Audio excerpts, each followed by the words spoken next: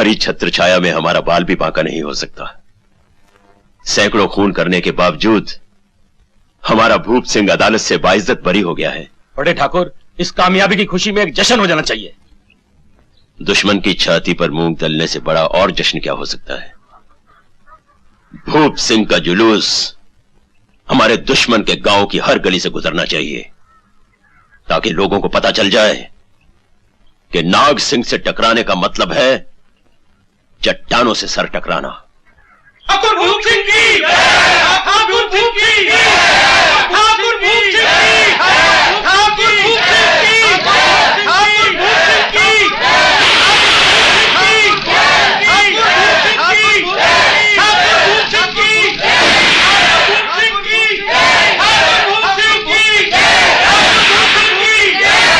भूप सिंह की जय! अरे सुनो। हाँ चाची, ये कैसा जुलूस है? चाची, आपने पहचाना नहीं? आपके पति का कातिल है ना भूप सिंह, उसी का जुलूस है। आज ही जेल से छूट के आया है। ये कैसा इंसाफ है? जिसने मेरे बहू का सिंदूर मिटा दिया, उसके गले में फूलों की माला, इसके गले में तो फांसी का फंदा होना चाहिए था। फांसी का फंदा होना चाहिए था। आज तक ऐसी रस्सी नहीं बनी जो भूप सिंह के लिए फांसी का फंदा बन सके। याद रख, जब पाप का घड़ा भर जाता है तो वो फूट जाता है। कानून के पंजे से तो बच गया, लेकिन भगवान के पंजे से नहीं बच सकता। एक विधवा की हाय तुझे कभी चैन से जीने नहीं देगी। तू उससे सख्त से सख्त मरेगा। तेरी लाश को चील और कौवे खा जाएंगे, चील और कौवे।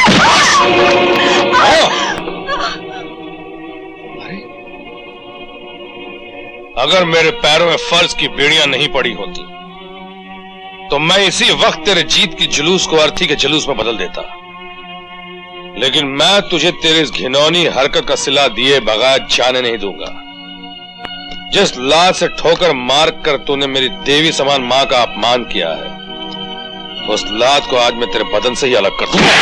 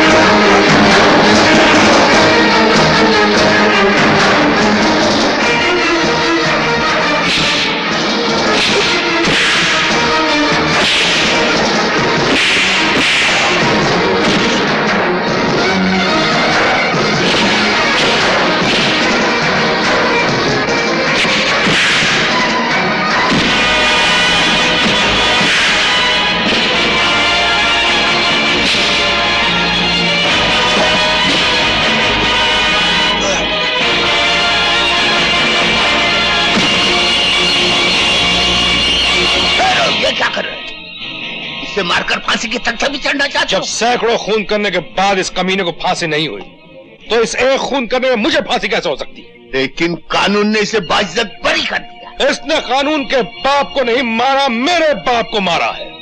इसने कानून की मां की बेइज्जती नहीं की है, मेरी मां की बेइज्जती की है। मैं इसे जिंदा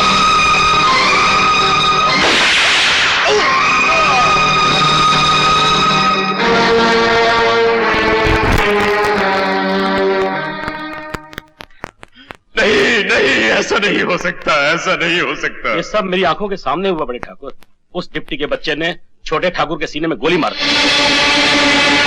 उसने छोटे ठाकुर के सीने में गोली मार दी और तू पीठ दिखाकर भाग आया? वो सब आग झपकते ही हो गया बड़े ठाकुर। डाकू की जब आग झपकती है तो उसे गहरी नींद सुला देना चाहिए। नहीं बड़े ठाकुर, जो डाकू अपने सरदार को मरता हुआ देख चुका हो उसे दुनिया देखने का कोई हक नहीं।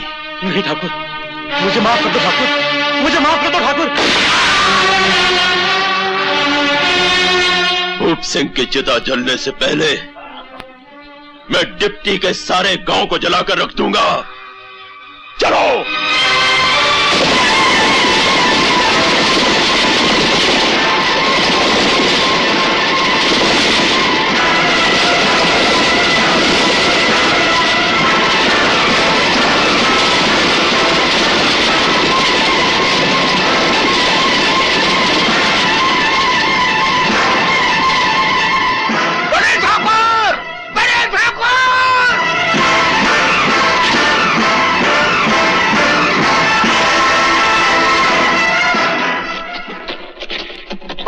बड़े ठाकुर, मैं कब से आपको ढूंढ रहा हूँ। कहाँ जा रहे हैं आप?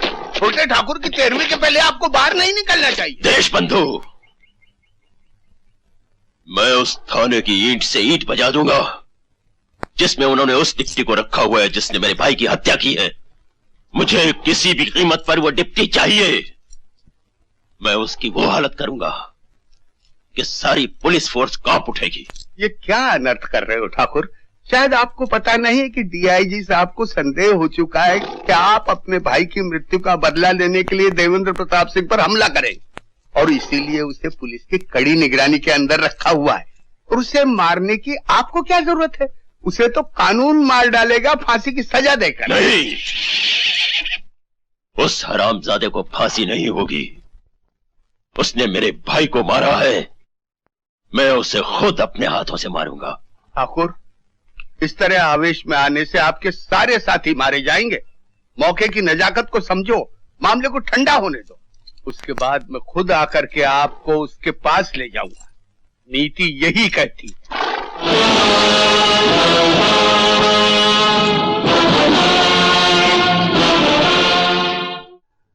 योर ऑनर, कानून की बुनियाद का पहला पत्थर पुलिस का जवान होता है, जो आम आदमी से ज्यादा कानून जानता है।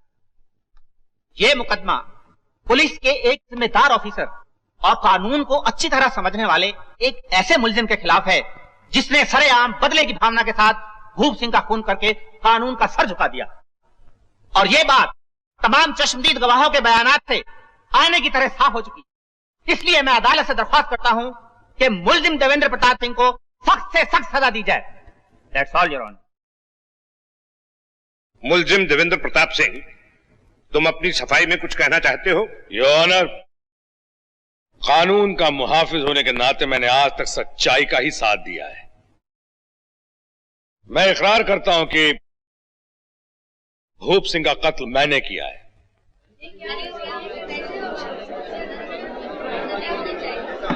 लेकिन सरकारी वकील का यह इल्जाम सरासर गलत है कि मैंने भूप सिंह को किसी बदले की भावना से मारा है। अगर मुझे भूप सिंह को किसी बदले की भावना से मारना होता, मैं उसी दिन भूप सिंह को दुनिया के किसी भी कोने से ढूंढ निकालता और मार डालता जिस दिन उसने मेरे पिता का खून किया। लेकिन ऐसा मैंने नहीं किया योर। मैंने एक बेटे का फर्ज नहीं निभाया, मैंने एक पुलिस ऑफिसर का फर्ज निभाया। फिर जब भूप सिंह को इसी अदालत ने मेरे पिता के खून से बरी कर दिया, तो भी मैंने एक पुलिस ऑफिसर का फर्ज निभाया और खून का घूंट पी के रह गया। लेकिन जब भूप सिंह ने भरे बाजार में मेरी मां की बेइज्जती कर डाली, मेरी मां पर हाथ उठाया, तो मैं बर्दाश्त नहीं कर सका। मैं बर्दाश्त नहीं कर सका, उस कमीने का खून कर दिया। योर ऑनर, पहली बार मैंने सिर्फ एक पुलिस ऑफिसर का फर्ज नहीं बल्कि एक बेटे का फर्ज भी निभाया। अफसोस अगर है तो सिर्फ इस बात का योर ऑनर कि भूप सिंह ने जितनी हत्याएं की थी, मैं उसे उतनी बार मार नहीं सका। योर ऑनर, मैंने एक ऐसे खतरनाक डाकू को मारा है जिसने आत्मसमर्पण का नाटक करके पुलिस, कानून, अदालत और समाज को धोखा दिया है। अगर आज वो जिंदा रहता तो समाज के सीने में एक बोझ बना रहता। मैंने कोई शरीफ आदमी को नहीं मारा है, किसी साधु सन्यासी को नहीं मारा है, बल्कि एक डाकू को मारा है, एक खूनी कातिल दरिंदे को मारा है। Objection your honour. खान को अदालत बाइज्जत बरी कर चुकी है, उसे खूनी दरिंदा या कातिल कहना अदालत की तौहीन है। मुलजिम खुद एक खतरनाक कातिल है जो अपने जुर्म का इकरार कर चुका है। इसलिए मैं अदालत से एक बार फिर दरख्वास्त करता हूं कि मुलजिम को सजा मौत दी जाए। मैं मौत से नहीं डरता वकील साहब, लेकिन मैं इस अदालत को याद दिलाना चाहूंगा कि एक दिन जब मैंने डाकू जोरावर सिंह का खून किया था तो मुझे बहादुरी के ढेर सारे इनाम मिले थे, मेरा सीना मेडल से सजा दिया गया था। और अब जब मैंने डाकू भूप सिंह को मारा है तो आप वकील साहब मुझे मौत की सजा दिलवाना चाहते?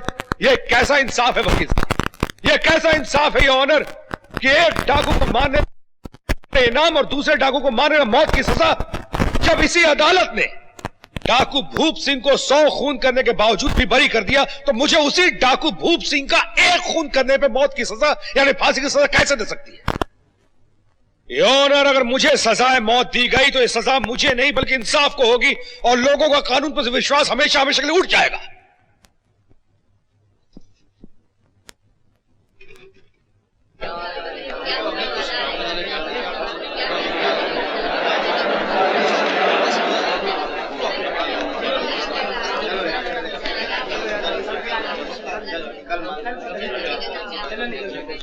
कानून मेरे साथ पूरा इंसाफ करेगा किरण।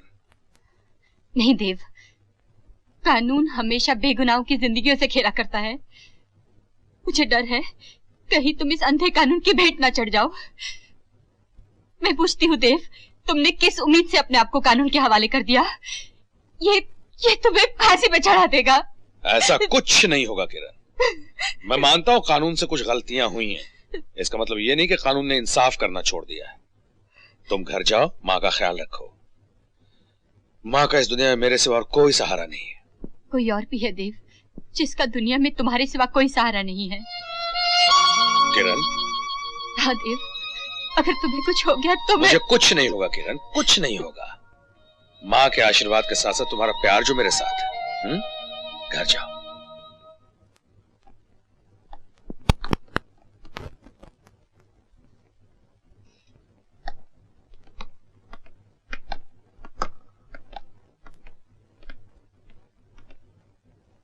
पुलिस की रिपोर्ट, चश्मदीद गवाहों के बयानात, सरकारी वकील की बहस और मुलजिम का इकरार जुर्म, इन सब की रोशनी में यह अदालत इस नतीजे पर पहुंची है कि मुलजिम देवेंद्र प्रताप सिंह ने एक सोचे समझे प्लान के तहत एक संगीन जुर्म किया है। और चूंकि मुलजिम ने एक जिम्मेदार पुलिस ऑफिसर होते हुए कानून के दामन पर एक बदनुमा दाग लगाया है, इसलिए मुलजिम दूसरे मुलजिमों के मुकाबले में ज्यादा सख्त सजा का मुस्तहक है। मगर अदालत को अफसोस है कि क्योंकि फांसी से बड़ी कोई दूसरी सजा मुमकिन नहीं है, लिहाजा मुलजिम देवेंद्र प्रताप सिंह को ताजीरात हिंद दफा 302 के तहत यह अदालत फांसी की सजा देती।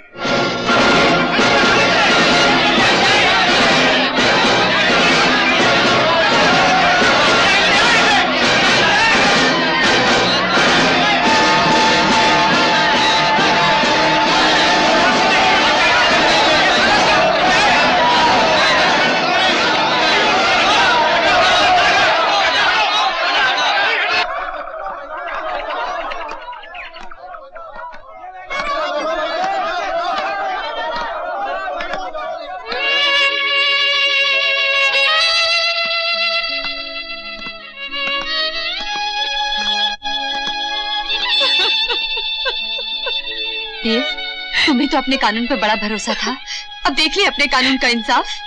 मुझे कुछ नहीं होगा किरण। इस अदालत का फैसला कोई आखिरी फैसला नहीं है, इससे भी बड़ी अदालत अभी बाकी है।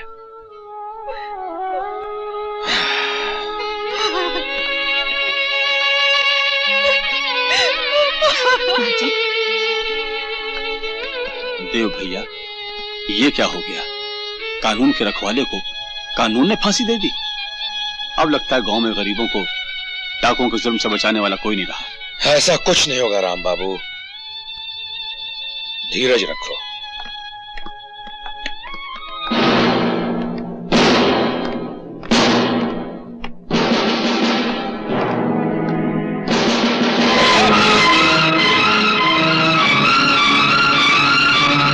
ये क्या कर रहे हैं सर? आप समझते हैं इस तरह भागकर फांसी से बच जाएंगे? मैं फांसी से बचने के लिए नहीं भाग रहा हूं, बल्कि कानून से हुई गलतियों को सुधारने के लिए भाग रहा हूं। जिस दिन मैं इन डाकुओं की चाल का पर्दाफाश कर दूंगा और कानून को यह एहसास दिला दूंगा कि उसने मुझे सजा देकर बहुत बड़ी भूल की है, मैं खुद ब खुद अपने आप को पुलिस के हवाले कर दूंगा।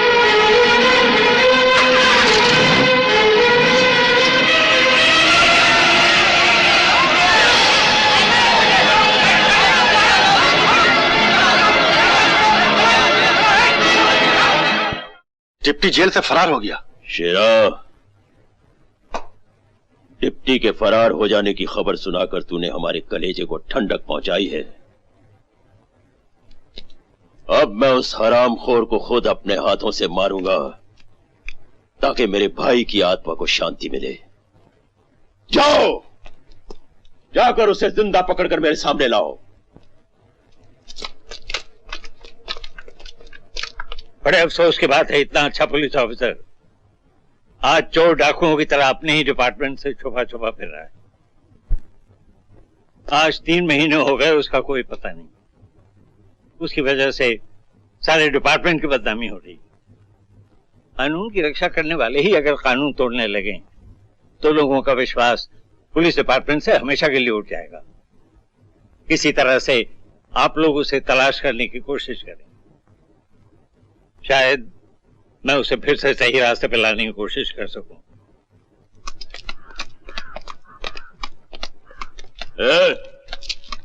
कोई खबर मिली डिप्टी की? नहीं ठाकुर। शर्म आनी चाहिए तुम्हें। 3 महीने हो गए, अभी तक पता नहीं लगा पाए। आखिर गायब कहां हो गया वो? उसे जमीन खा गई या आसमान निकल गया? हो सकता ठाकुर वो मर गया हो। नहीं बड़े ठाकुर, अगर वो मर गया होता तो कम से कम उसकी लाश तो मिलती। देशबंधु, तुम पता लगाओ वो कहां छिपा बैठा है, किसने उसे आसरा दे रखा है, उसकी मदद कौन कर रहा है।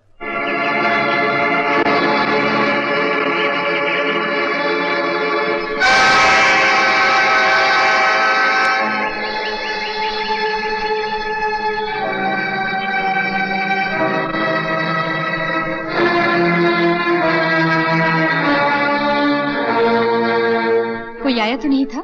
नहीं किरण, कोई नहीं आया। एक बात बताओ, तुमने इतनी सुरक्षित जगह ढूंढी कैसे? दादाजी ने बनवाई थी। जब भी शिकार के लिए आते थे यहीं ठहरते थे। माँ जी ने आज भी तुम्हारे पसंद का खाना बनाया है। माँ कैसी हैं? ठीक है, हर वक्त तुम्हारे लिए प्रार्थना करती है। अरे, भूप सिंह के साथियों में मुकदमे शुरू होने जा रहे हैं। क्या? इसका मतलब है तुम्हें 19 कत्ल और करने पड़ेंगे। हा? क्या मतलब? पहले की तरह सारे गवाह डाकुओं के डर से अदालत में सच नहीं बोलेंगे, जिसका नतीजा ये होगा कि अदालत उन 19 डाकुओं को छोड़ देगी और तुम उन्हें जीने नहीं दोगे। नहीं किरण, ऐसा नहीं होगा।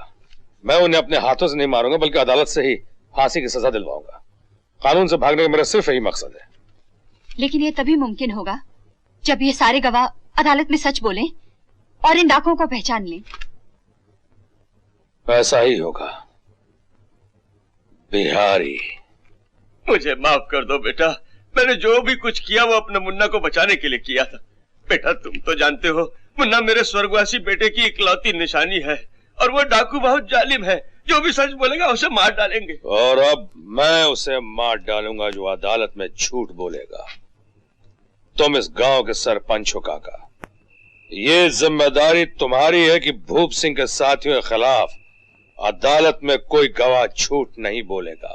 बेटा सब गवाह बाल बच्चेदार हैं, कोई भी डाकुओं से दुश्मनी मोल लेना नहीं चाहेगा। और अब वो मेरी दुश्मनी मोल लेना नहीं चाहेंगे।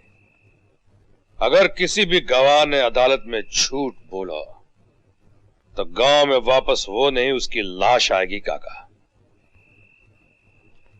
और जो गवाह अदालत में सच बोलेगा, मैं उसकी और उसके बाल बच्चों की जिंदगी भर की हिफाजत की जिम्मेदारी लेता हूं। किसी डाकू ने अगर गांव वाले की तरफ आंख भी उठाई तो मैं उस डाकू की आंखें निकाल लूंगा। बेटे अगर ये बात है तो मैं सबको संभाल लूंगा। एक एक गवाह को अदालत में लाकर सच बुलवाना अब मेरा काम है।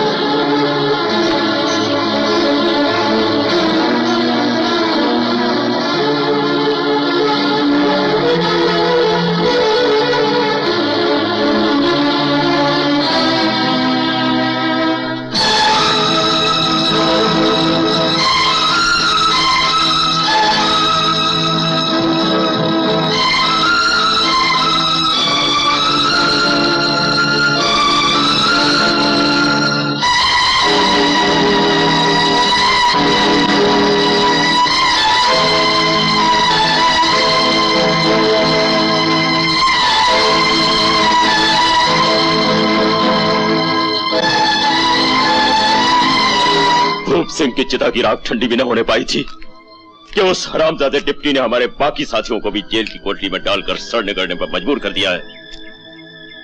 देशबंधु, तुमने हमें बर्बाद कर दिया। बड़े ठाकुर, मैं अपनी जान लड़ाकर भी आपके साथियों को छुड़ाकर लाऊंगा। आखिर मेरी नीति किस दिन काम आएगी? कौन? देव, तुम? मैं जानता था एक न एक दिन तुम्हें अपनी गलती का एहसास जरूर होगा और तुम सीधे रास्ते पे आ जाओगे। मैं तो हमेशा सीधे रास्ते पे चलता रहा हूं सर। आपको मालूम हो गया होगा कि आत्मसमर्पण करने वाले आखिरी डाकू को भी आज 7 साल की सजा हो गई। मैंने तो पहले ही तुमसे कहा था कि आत्मसमर्पण करने वाले हर डाकू को मुनासिब सजा मिलेगी। तो फिर 100 खून करने वाले भूप सिंह को सजा क्यों नहीं मिली सर? मैं बताता हूं सर। नाग सिंह और उसके साथियों ने भूप सिंह के खिलाफ किसी को गवाही नहीं देने दी और बाकी डाकुओं के मुकदमे में मैंने गवाहों को सच बोलने में मजबूर कर दिया, जिसका नतीजा आपके सामने है। सर, क्या आप अब भी यकीन नहीं करते कि कानून ने भूप सिंह को सजा न देकर सबसे पहली गलती की थी और उसी भूप सिंह के कत्ल के जुर्म में मुझे फांसी की सजा देकर कानून ने दूसरी गलती की है? मैं तुम्हारी हर बात मानने के लिए तैयार हूं। पहले अपने आप को कानून के हवाले कर दूं। मैं अपने आप को कानून के हवाले कर दूंगा सर, मेरा यकीन कीजिए। लेकिन उस दिन जिस दिन मैं नाग सिंह को आपके सामने लाकर खड़ा कर दूंगा और यह साबित कर दूंगा कि डाकुओं का आत्मसमर्पण एक नाटक है, कानून से बचने की एक चाल है। देव, सुनो तो, देव।